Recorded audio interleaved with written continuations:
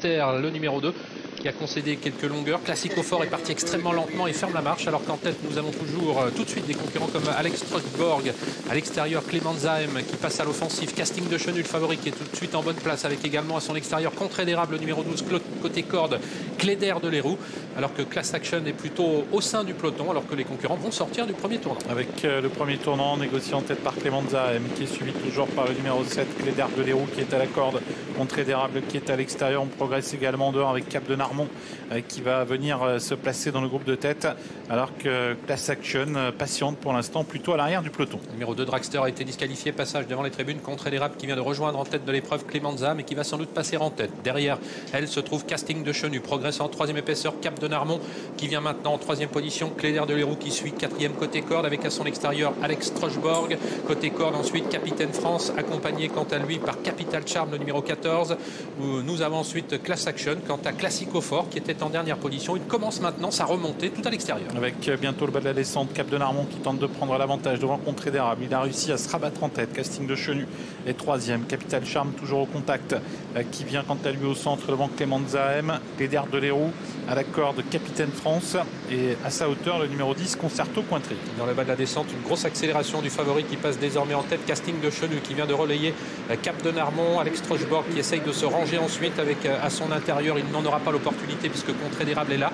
On a perdu en route Clément Zahem, le numéro 6, qui a décroché sur faute, alors que nous avons également un cheval qui vient de s'écarter, c'est Capital Charm 14. Il se montrait également fautif début de la montée. Casting de Chenu le favori en tête, suivi par Cap de Narmont.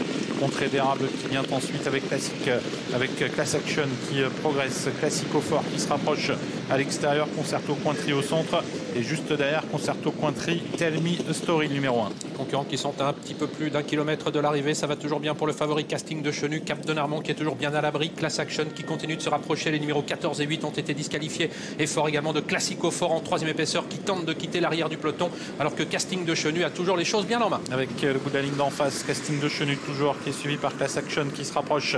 Cap de Narmont qui est toujours à la corde devant Contre-Dérable, avec également à la corde de 5 Alex Trostborg.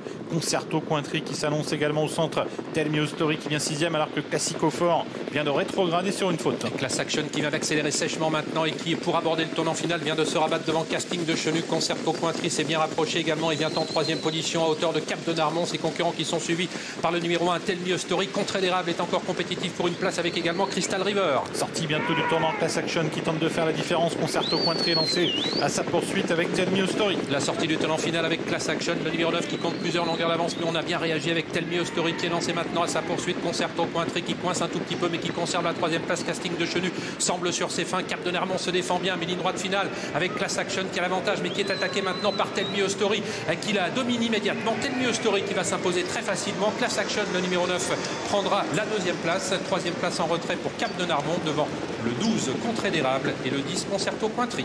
Avec une surprise à l'arrivée, une petite surprise je dirais, car sa cote est tout de même de 15 €.